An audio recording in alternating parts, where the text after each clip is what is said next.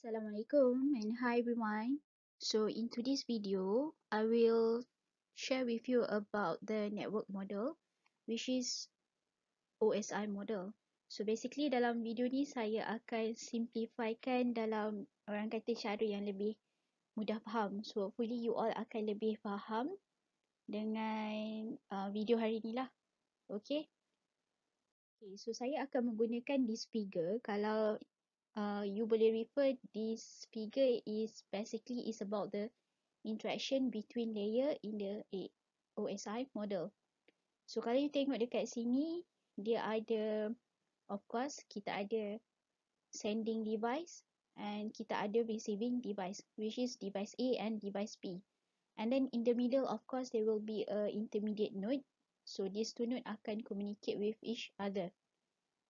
Alright, so dekat sini, kalau you boleh tengok dekat sending device, dia ada dia punya OSI layer dia. Okay, and then dekat receiving device pun dia ada dia own OSI layer. Okay, so all these thing is interact with each other. Okay, let me see the next slide. So I get this slide from the YouTube. I will put the link after this in the description. So I will credit this video to the owner. Okay, but because I think the video is very interesting, so I use this video to explain it to you. Okay, so basically yang ni adalah contoh yang mana dia menerangkan tentang, kita akan tengok kali ni tentang OSI model tu sendiri. Nanti kita akan tengok tentang peer communication and of course encapsulation. Okay, so dekat sini kalau you boleh tengok contoh dia adalah dia buat chat program. So this is the computer of the Cindy. So Cindy punya computer and then dia nak hantar dia nak communicate with the Tom, which is the receiving device. I mean the receiver is Tom. So she said hello Tom. So kita nampak macam it's easy. Hello Tom, and then of course Tom akan terima that message. So he will reply back. Okay.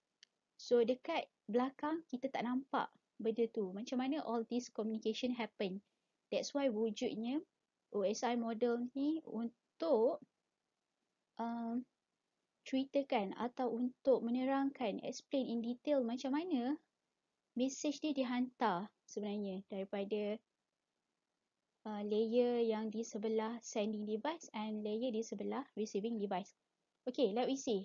Before that, kita tengok dulu tentang peer-to-peer communication. So all these thing basically, in each layer basically sebenarnya dia akan connect and dia akan communicate with each other.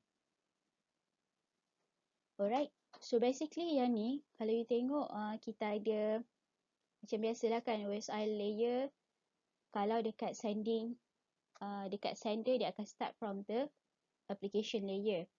And then kalau you perasan dekat antara ni, kalau kita boleh refer dekat slide yang sebelum ni pun sebenarnya, dekat antara ni, setiap layer ni dia akan communicate with each other. Dia ada satu benda nama dia interface. So penghantaran data and network information dari atas ke bawah, daripada bawah ke atas terjadi disebabkan ada interface between each pair of adjacent layer. So antara ni ada interface. Okay, as you can see here, dia ada juga another term which is encapsulation. Encapsulation ni meaning dia setiap satu paket ni dia akan encapsulate yang sebelum ni. Dia akan bawa data yang sebelum ni. Okay, contoh dekat layer, data dekat layer 7, data dekat layer 7, layer 6 akan encapsulate, akan bawa sekali. Kapsul tu, data tu bawa ke bawah dan ke bawah.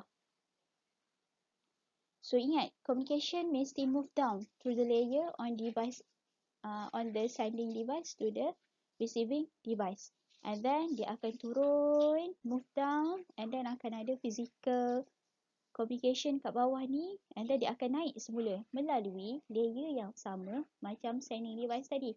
Cuma bezanya dia akan start, kalau dekat receiving device dia akan start from the physical layer, and then naik ke data link layer and seterusnya lah. Sampailah berlakunya communication, which is Tom ni akan dapat baca message daripada Cindy. Okay, alright. So we move to the next slide. Okay, as you can see here, bila initially, okay, kita start from the sending device, which is Cindy punya laptop ni. Dia nak hantar satu data ataupun satu message, nama dia Hello Tom. So data ni will be carried, move down to the layer. Okay, so kalau you boleh tengok dekat sini, dekat layer 765 dia akan bawa data saja. Okay, so dekat sini, dekat application layer, dia apa function dia? Application layer basically untuk interface for network service. Yang ni you memang kena baca apa nota yang saya bagi ataupun boleh refer buku teks. Basically nota yang saya bagi tu memang referring to the buku teks. Jadi yang ni dia use their own word. So application layer function dia untuk interface for the network services. Basically application layer dia akan interact dengan user, dengan human. Okay, and then dia move down. Dia still bawa data ni. Dia move down. Okay, function layer yang ke-6, which is presentation layer. Function dia adalah untuk data format information. So kalau you ingat, dekat presentation layer ni apa dia? Apa tugas dia? Ada 3 tugas kan? Which is translation, and then we do the compression, and of course lastly we do the encryption so that the data will be secure. Okay, translation. You need to understand lah setiap satu function tu apa, aktiviti dia tu. Translation ditukarkan daripada apa ke apa. Contohnya daripada character, numbers into format that computer understand. Okay. And then compression untuk reduce the bit size, and encryption of course for the security purposes. Okay, and then we move down again. We move down and then sekarang dekat network layer. Session layer. So layer 5 adalah session layer, which is yang mana session? Apa function dia? Session ni basically untuk manage the session. Kalau betul benda tu, the information is correct, and then dia akan start the communication and tear down. Okay, alright. After that, dekat sini dia still bawa data ni. Okay, so layer 4, dia move down lagi pergi ke transport layer. So masa dekat transport layer, you need to understand antara tugas dekat transport layer, dia akan buat segmentation. So bila kita bercakap tentang segmentation, it's a breakdown. We will break down the data into a small segment. Okay, so apa akan jadi dekat sini adalah data ni tadi, dia akan tambah sekali dengan sequence number, and then dekat sini kita akan dapat source port and destination port. Okay. Okay, and then we move down lagi, pergi kepada network layer. So dekat network layer, dia punya data tu dalam bentuk packet. Alright, so the data will be in the packet. So dekat network layer, there will be network logical address and will be the best path selection. Jalan mana nak pergi, lalu ikut mana, semua everything. Dia akan tentukan dekat sini. Okay, kalau you boleh tengok data dia macam mana. Data dia akan ada sekali dengan segment header, akan ada source IP address and destination IP address. Okay, and then we move down. Okay, second layer, which is data link layer. So data link layer, masa data link layer, dia punya data dah jadi dalam bentuk frame. Okay, dah jadi dalam bentuk frame. Okay, bila dah bentuk frame, akan ada additional information kat sini, which is destination MAC, source MAC, and then segment header, packet header, data and CRC. Okay, so ni dalam bentuk frame. Bawah lagi, turun kepada physical layer. So bila pergi ke bawah sekali physical layer, basically yang 3 yang bawah layer ni, dia dah involve hardware. Ingatkan saya ada mention before. Okay, bila dekat physical layer ni, dia dah jadi dalam bentuk bits. Okay, bits ni it will be the 0, 1 binary number. Okay, apa function dekat physical layer? It will transmit bits over physical medium. So, dia physical medium yang ni lah, dekat bawah ni. So, physical medium, it can be UTP, it can be fiber optic, or it can be a wireless connection. Okay, next. Okay, so the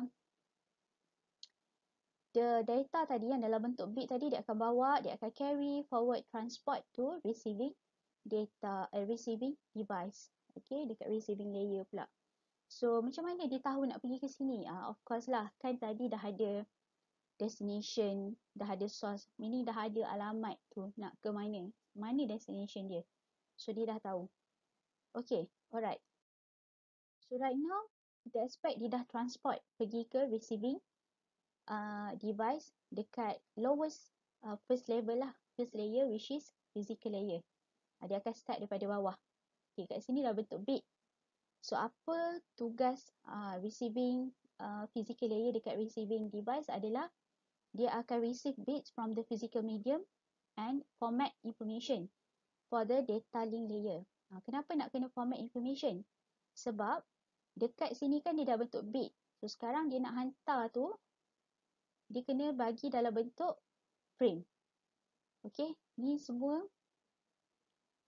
dia dalam bentuk frame and then ada benda ni balik. So, basically benda ni sebenarnya akan berulang. Itu yang jadi peer-to-peer control, peer-to-peer protocol, meaning all these things that akan communicate with each other. Okay, and then naik ke atas, dia akan pergi kepada network layer. So, network layer, you kena faham.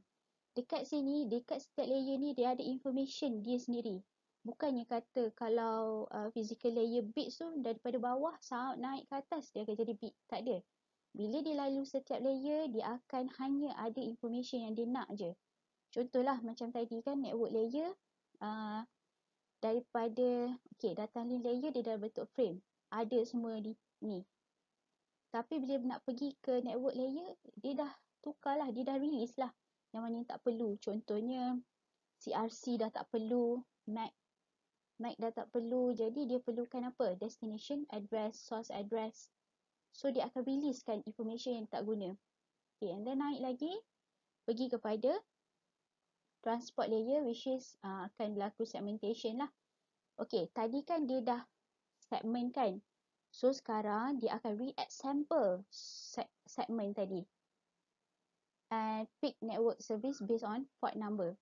Okay, apa maksud re-add sample? Meaning dia akan gabungkan balik daripada data yang dah jadi segment dalam bentuk seketul tu, dia akan jadikan satu balik. Okay. Okay, and then naik kepada session layer, dia dah ada bentuk data. Okay. So dia akan maintain communication and then pergi kepada presentation layer. Dalam bentuk data lagi, dia akan perform data formatting. Macam contoh, tadi ada berlakunya encryption. So sekarang kita nak decrypt lah pula. Kan? Kita nak decrypt so that nanti user boleh baca message yang dihantar. Okay? Alright, and then naiklah kepada last sekali, top layer which is application layer yang akan interact with the human, with the software, everything. Okay, contoh dekat sini, kalau contoh ni dia nak hantar email kan, for example dia hantar email, so protokol yang terlibat adalah SMTP, Simple Mail Protocol, Simple Mail Transfer Protocol. So bila dekat sini dia dah dapat dah message tu dah berlaku translation everything, dia dah dapat. Okay, so sebenarnya message yang nak dihantar adalah hello Tom. Okay, and then dia akan pergi ke atas, pergi ke send receiving device. So dapatlah. So Tom akan dapat baca message yang dihantar oleh Cindy. So begitulah dia macam mana perjalanan daripada sending device kepada receiving device melalui OSI model. Okay, so setiap layer dalam sending device akan tambah dia punya own information. Tadi, to the message yang dia terima daripada layer ke atas, dan pass kepada whole package dekat layer dekat bawah. Macam tadilah. Okey, kalau macam asalnya tadi, dia tak ada, asalnya kan dia dah bentuk data je. Lepas tu bila turun segmentation akan ada dia nak guna destination port, address port. So benda tu akan carry ke bawah, and dekat setiap layer tu dia ada dia punya own information. Okay. So at the physical layer, you kena ingat setiap entire package akan dihantar ke dalam bentuk yang boleh dihantar, akan di-convert ke dalam bentuk yang dihantar. And at the receiving machine, tadi kita dah hantar, and then at the receiving machine, daripada bawah naik ke atas, dia akan message tu akan unwrap like layer by layer. Mana yang tak perlu dia akan release, information yang tak perlu dia akan release. So hopefully this one will help you understand better on OSI model. Anything you can just ask me. Thank you.